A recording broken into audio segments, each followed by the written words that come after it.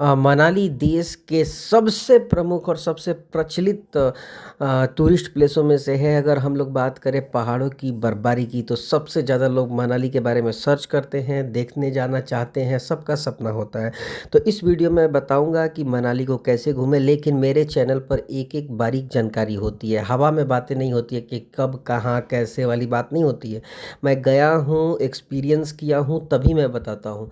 फालतू में मैं देख करके नहीं बताता हूँ। इसलिए इस वीडियो को पूरा देखें, आपको पूरी जानकारी मिलेगी। चलिए शुरू करते हैं। प्रोग्राम बनाने से पहले एक बात जान लो कि मनाली थोड़ी कमर्शियल जगह है। यहाँ पे चीज़ें महंगी हैं। होटल, खाना, कपड़ा और रहना, ट्रांसपोर्टेशन और जगहों से ज़्यादा महंगा है। बाकी टूरिस्ट प्लेसों में जाओगे ना आप, तो थोड़ा तो ठीक भी है, लेकिन यहाँ महंगा है। लेकिन मैं आपको सबसे आसान और सस्ता तरीका बताऊंगा। सबसे पहले बात कि मनाली में डायरेक्ट कोई रेलवे स्टेशन नहीं है। आपको दिल्ली या चंडीगढ़ आना होगा, जो कि 4 से 500 किलोमीटर है। और ये ध्यान में रखना होगा कि आपको 10 से 12 घंटे बस में सफ़र करना है, जाने का और आने का।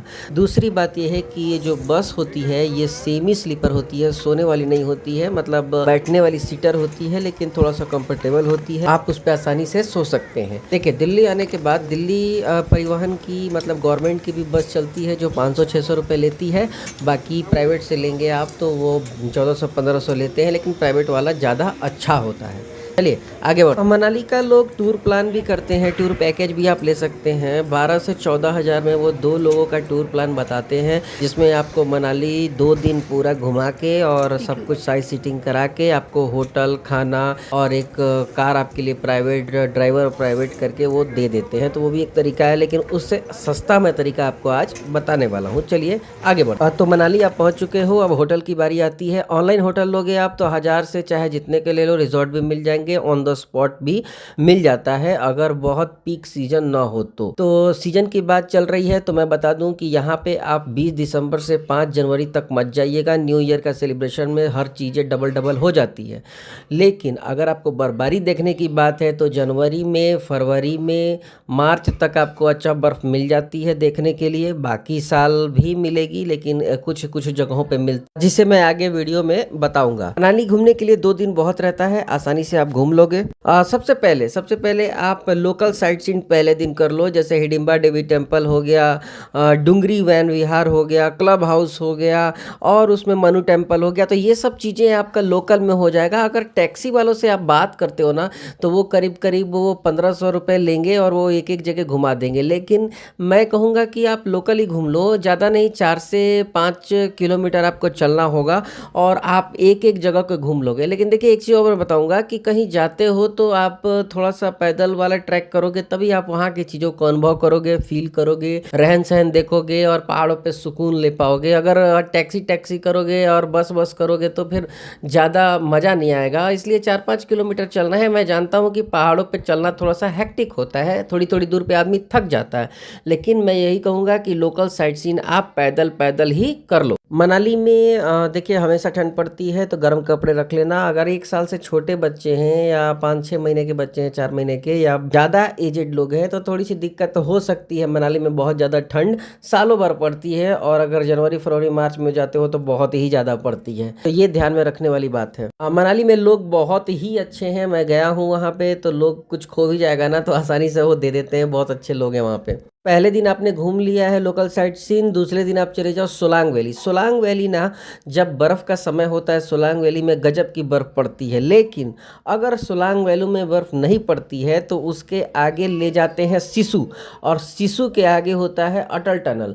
तो अब यहाँ पे बात आती है, देखिए, अगर आप टैक्सी वालों से बात करोगे ना तो वो 2000 से 3000 लेते हैं आपको सोलांग वैली ले जाने का। लेकिन अगर आप बस से जाते हो तो 50 से 100 रुपये में वो लेके चले जाएंगे सोलांग वैली। लेकिन बस से जाने में थोड़ी दिक्कत ये होती है कि बस की टाइमिंग, बस उधर बहुत कम ही चलती है, तो आप चले तो जाओगे ही, लेकिन आते समय आपको प्रॉब्लम हो सकती है। दूसरी प्रॉब्लम ये है कि सोलांग वैली में ज़रूरी नहीं है कि बर्फ़ हो। अगर आप ऐसे सीजन में नहीं गए हो तो आपको बर्फ़ देखने के लिए आगे सिसु या अटल टनल जाना होगा। उधर जाने के लिए आपको टैक्सी वाला ज़्यादा 5 से 4000 से 5000 रुपया चार्ज कर सकता है। तो आपको मनाली में सीज़न के अनुसार चलना होगा। आप जनवरी, फरवरी, मार्च में जाते हो तो आप आसानी से सोलांग वैली जाओ और आसानी से आप घूम लोगे, वहाँ पे बर्फ़ बहुत सारी मिल जाएगी। लेकिन अगर आप जाते हो ऐसे सीज़न में जैसे अक्टूबर में, नवंबर में, या फिर ऐसे सीज़न में जब बर्फ़ कम पड़ रही हो, तो आपको और ऊपर जाना होगा, जैसे सिसु और अटल टनल, वहाँ आपको बर्फ़ देखने के लिए जाना पड़ेगा। उसके लिए आपको टैक्सी हायर करनी ही पड़ेगी, जो आपको 4 से 5000 रुपये में मिलेगी। एक चीज़ और कहूँगा, जब भी आप सोलांग वैली जाएँ लेकिन अटल टनल ज़रूर जाना, क्योंकि मनाली बार बार नहीं जाओगे आप। अटल टनल दुनिया का सबसे ऊंचा ब्रिज है, तो अटल टनल ज़रूर जाना। बहुत ही खूबसूरत जगह है, जो पहाड़ों के बीच में खोद के उन लोगों ने रोड बनाई है, बहुत ही है। और आगे वो वही रोड लेह लद्दाख चली जाती है, तो उधर ज़रूर जाना। तो एक बार मैं कहूँगा, कुछ लोग रोहतांग पास भी जाते हैं, लेकिन मैं ये कहूँगा कि रोहतांग पास जाना कोई ज़रूरी नहीं है। अगर आप सोलांग वैली और सिसी चले जाते हो तो वहाँ पे क्या होता है ना कि बहुत ही आसानी से आपको बर्फ़ मिल जाती है। दूसरी बात ये है कि रोहतांग पास में कोई एक्टिविटी नहीं होती है। एक्टिविटी का मतलब बर्फ़ पे स्लाइडिंग वगैरह बहुत ज़्यादा कुछ होता नहीं है। लेकिन अगर सोलांग वैली जाते हो, सिसु जाते हो, तो वहाँ पे बहुत सारी बर्फ़ की एक्टिविटी होती रहती है। एक बात और मैं कहूँगा कि मनाली बार्गेनिंग का एक हब है। वहाँ पे मोल भाव ज़रूर कराना। आपसे वो 100 रुपये की चीज़ हो सकता है कि 10 रुपये में भी दे दें। और जैसे कि आप पैराग्लाइडिंग करने गए हो वहाँ पे, या फिर बैलून पे उड़ने वाला है वहाँ पे गए हो, आपसे बोलेंगे 5000, लेकिन आप बोलो सीधे सीधे 1000 दूंगा या 500 रुपये दूंगा, आप वो कर भी देते हैं। इसलिए मनाली में बार्गेनिंग बहुत चलता है। एक्टिविटी में हो, होटल में हो, ट्रांसपोर्टेशन में हो, हर जगह करिएगा, आपको कम से कम रेट में वो मिल जाए। मैंने पहले भी कहा कि मनाली थोड़ा सा कमर्शियल है, वहाँ पे महंगे कपड़े हैं, स्ट्रीट फूड महंगा है और वहाँ पे बार्गेनिंग चलती है। इन सब बातों का आप ध्यान रखना। ले जाने के लिए मैं बता दूं, वहाँ पे अपना गर्म कपड़ा जरूर ले जाना, सैनिटाइजर ले लेना, चार्जर ले लेना, और ये सब चीज़ें, एक जूते अच्छे पहन के जाना। दूसरी बात यह है कि हर चीज़ में कंजूसी कर लेना आप, लेकिन जब बर्फ़ पे खेलने जाना तो स्नो सूट जरूर लेना, क्योंकि स्नो सूट जो होता है ना, बर्फ़ में नहीं, आपके कपड़े गीले होंगे उससे। दूसरी बात यह है कि कोई भी एक्टिविटी के पैसे मत देना। जैसे वो लोग कहेंगे ना कि जो खेल होता है वो बर्फ़ पे स्लाइड करने वाला, वो सब आप मत देना, क्योंकि देखो आप स्लाइड कर नहीं पाओगे बर्फ़ पे, और उसी के वो लोग 2 से 3000 रुपया चार्ज कर लेंगे। हाँ, अगर आप पैराग्लाइडिंग करना चाहते हो, या फिर बैलून पे उड़ना है, या फिर टायर पे स्लाइड करना है, इन सब चीज़ों का पैसा आप दे सकते हो, कोई दिक्कत नहीं है। आप प्राइवेट टैक्सी से जा सकते हो, या फिर आप मतलब अगर आपकी खुद की गाड़ी है तो भी आप जा सकते हो, कोई दिक्कत नहीं है। पार्किंग वहाँ पे फ्री सोलांग वैली में। मेरा एक्सपीरियंस है कि जब मैं गया था तो सोलांग वैली में बर्फ़ नहीं मिली मुझे, और वहाँ कोई एक्टिविटी हुई भी नहीं। मैं आगे, हम लोग को ले जाया गया सिसु में। सिसु में क्या होता है ना, वहाँ पे बर्फ़ मुझे मिली, बहुत बर्फ़ मिली। वहाँ पे हम लोग ने बहुत सारी एक्टिविटीज़ की, लेकिन वहाँ पे कुछ एक्टिविटीज़ के गलत पैसे भी मैंने दिए। तो ये मैं आपको पहले से सचेत करता हूँ, अटल टनल ज़रूर जाना।